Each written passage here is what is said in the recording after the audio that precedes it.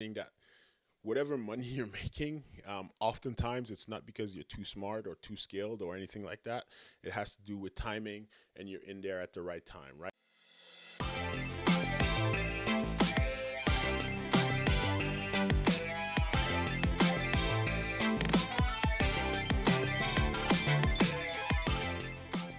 Hey, what's up, everybody? It's your boy Juju, and welcome back to another episode of the 1% of Juju podcast, where we teach you the practical steps to live your life like the 1%. As always, make sure that you are subscribed to the podcast and all that good jazz. But we are going to continue dropping excellent content on here. That is the goal. Always get better, always get more. Obviously, we're going to start getting back guests back on the podcast, obviously, as we were rebranding and revamping our social media platform. Wanted to make sure that if I invite guests, that they get the most amount of exposure, that is being able to highlight them on social and things of that nature. But continue supporting the podcast. I really appreciate it. Every time you share, every time you like, every time you watch, every time you open it, download it, or don't listen. I appreciate it either way. But make sure those subscribers, we want to see them going up and we want to see more people succeed. So make sure that you continue giving that support, but we do appreciate it. We're going to continue having great conversation that lead to growth. So, but for today's topic, let's dive right into it. We are talking about rise of interest rates and why you should care specifically. Right, that's what we focus on. I want to give you guys practical steps every single time on things that you can do to get better, and how all these things are being spoken about. And when you turn on, let's say, the news network, when they speak about specific things, how that affects you and how that impacts you and why you should even care about it, right? And that conversation came up like on April 13th, so really recently, maybe 2 weeks ago at the time you're listening to this, or maybe you're listening to this a couple months down the line. But either way, on April 13th of 2022, the Central Bank of Canada increased interest rates by 50 basis points. So I'll link the article that talks about that specifically down below. But I want to talk about today why they would do such a thing and why you should care about it. Right, like, well, how does that impact your decision? How does that impact the things that affect you specifically? So let's dive into that. The simple answer to that is, of why they would want to do such thing would be to slow down inflation, right? We spoke about the upsides and the downsides of inflation a couple weeks ago. Go back and watch those episodes. I'll try to link them right here. But, if you're just listening to the conversation, try to go back. That's a really interesting conversation as well, and very insightful and very necessary to hear. But if you didn't listen, come on, guys, we gotta go do that. But yeah, so if you haven't listened to that conversation yet, go do that because it'll give you a little bit more insight and preparation for this conversation. But this conversation in itself will be pretty valuable to you. Well, the central bank. So when you think about the central bank, they can decide at any time whether they want to stimulate or slow down an economy, right? Um, I know that today we're going to speak specifically about what them wanting to slow it down because they just increase interest rates. So that usually is done in order to want to slow it down.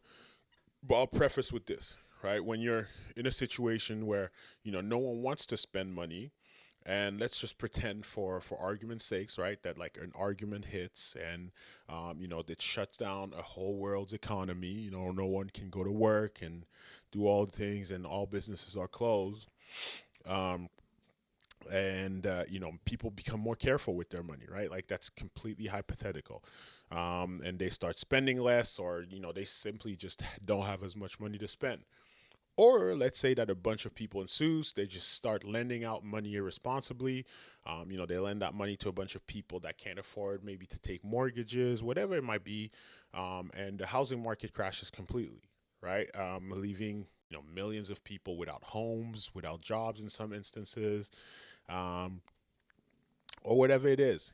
And those irresponsible people in suits, they somehow get bailed out, right? But as people, we still don't have jobs and we don't have homes and things of that nature. But all of this obviously is hypothetical. This does not apply to the 2020 crisis, and it does not apply to the 2008 housing crisis. Wouldn't want to, create any controversy here.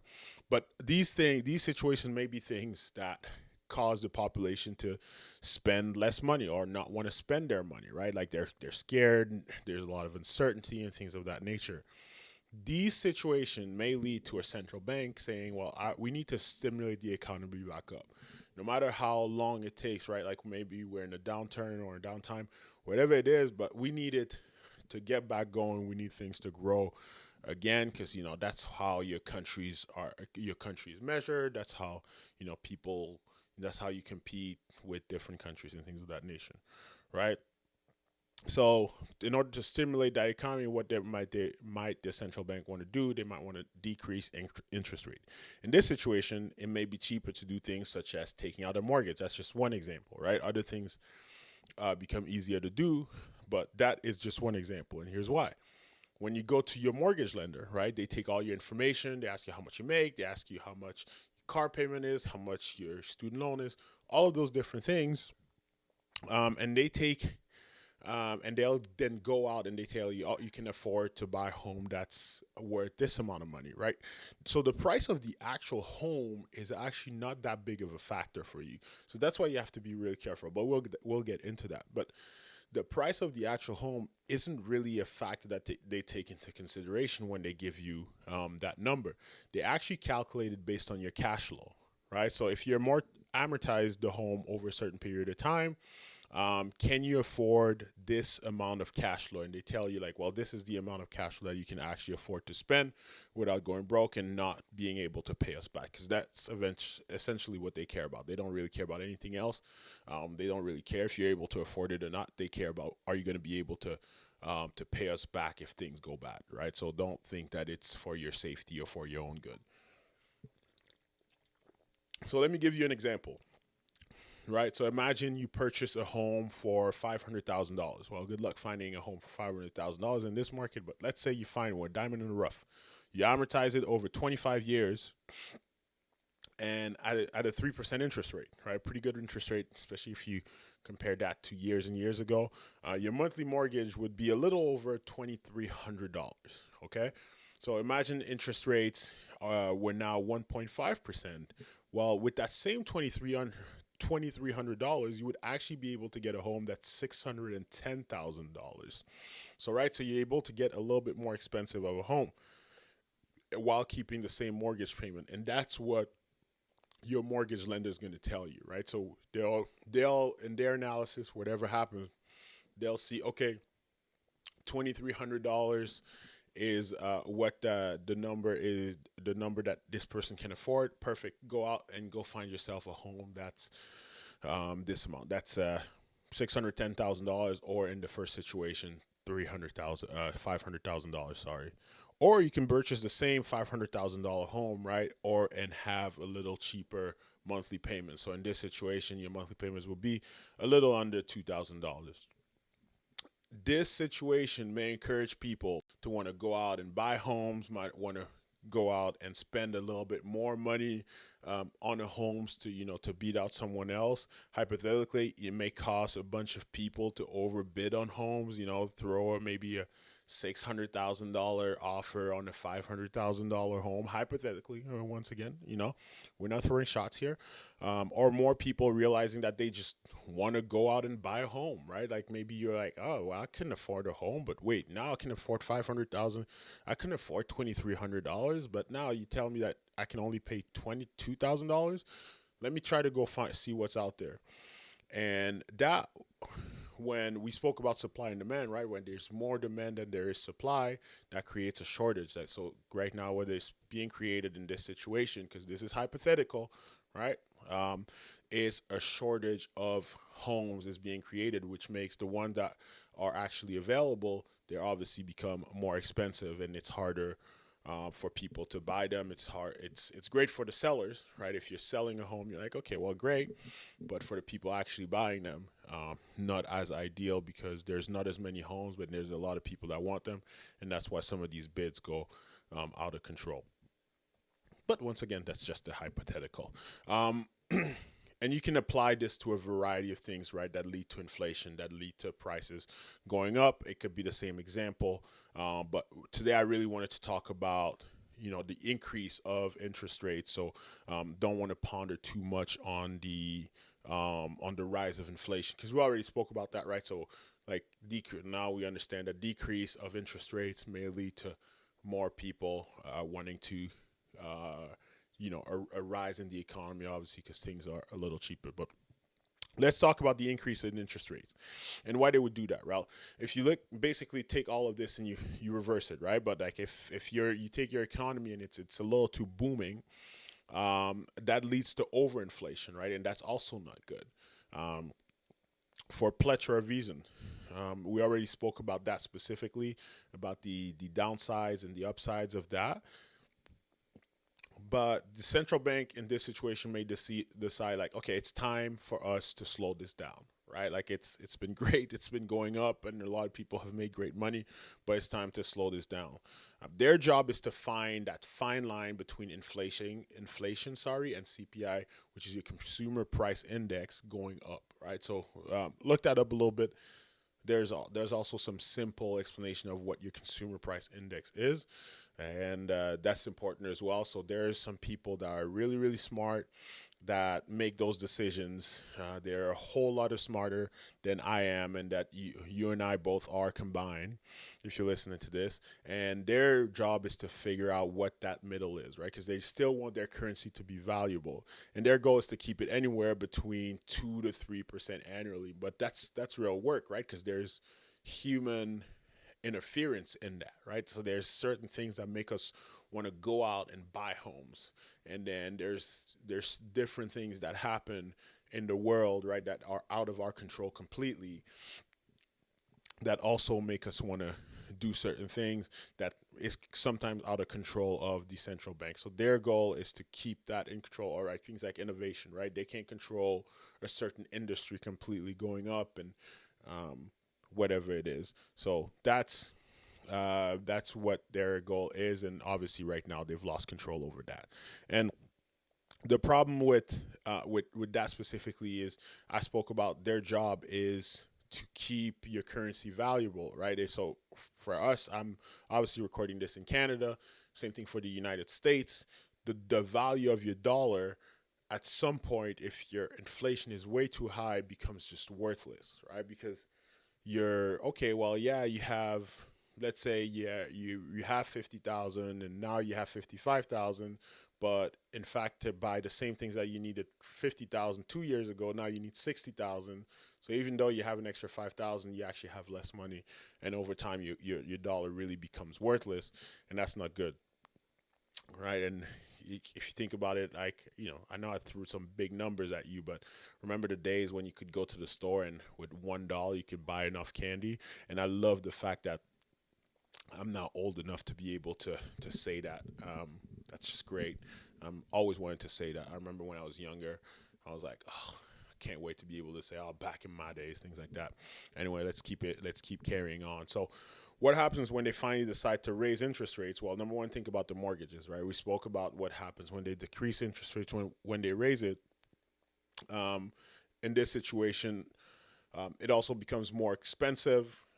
It becomes harder to get a loan, a mortgage. It becomes harder to take out a loan, let's say for a business, for an idea, things like that. So an area where a lot of companies make a lot of money, right? As they take out loans, they might go out, hire another employee. They're willing to take that risk because the interest rate is so low. Because they'll say, well, there's this additional employee is going to allow me to make so much more. Well, now they're a little less willing to go out and take that risk. So, right, that's another thing.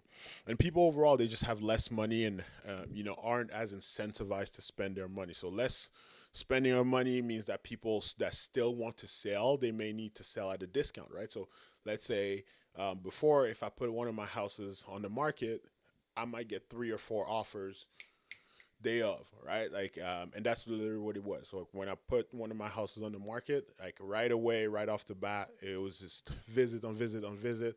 We left it on there for an additional weekend, even more visit, and it was crazy. A bunch of people had interest in things of that nature. and then you get multiple offers, and then you can give it to the highest offer.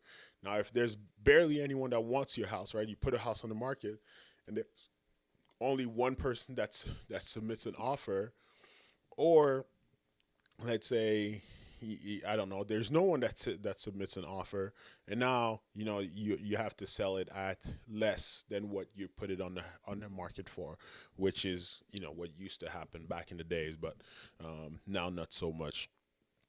And so that's a little bit of the of what happens and what the goal is with the central bank increasing interest rate, because there isn't the same amount of shortage, right? So what actually ends up happening, right? People are actually incentivized to save because inflation isn't as high, and interest rates on savings are actually better. So a big downfall, and we've spoken about it many episodes ago, is right. Well, the reason you don't want to keep an insane amount of money in your bank account is because inflation is going up and your bank account is staying the same. Well, imagine if now I'm telling you, well, I'm going to give you a little bit more on your bank account and inflation isn't going to go as high as much. Now you're like, well, I'm actually going to keep a little bit more money in my bank account. And there's really two things that lead to that. Um, sorry. So you'll be incentivized to keep money in your bank account, um, and you won't necessarily need to go out and do really risky things with your money. And like I said, there's two things that lead to that. Number one, there's less that leads to. Number one, there's less money being printed. There's in order to have money in circulation, right? So if you think about it, um, the banks, the way to make money, I always said, is they take your money, they grab it, and they lend it to someone else, right? But if you're not keeping your money in the bank, well, now they don't have money to lend to someone else, but there's also a whole lot more people that are like, well, I want to lend, like, I want to borrow money, right? Because the interest rates are so low. I want to go out, take advantage of this. I want to go buy a house. I want to buy this. I want to buy that, and all these things, leading to the bank needing to print money. Well, when that's not happening, well, you don't. Uh, the value of your dollar obviously goes up, and in this situation, it would do such a thing.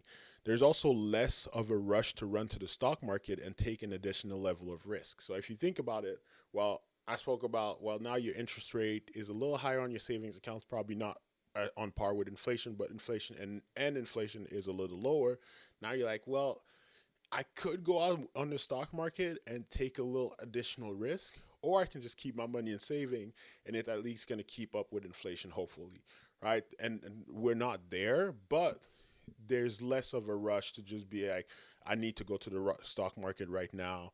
And that creates less of a demand for all these stocks and all these companies that are just going public left and right and doing stock splits and all of these different things to get more people to just dump money in the stock market.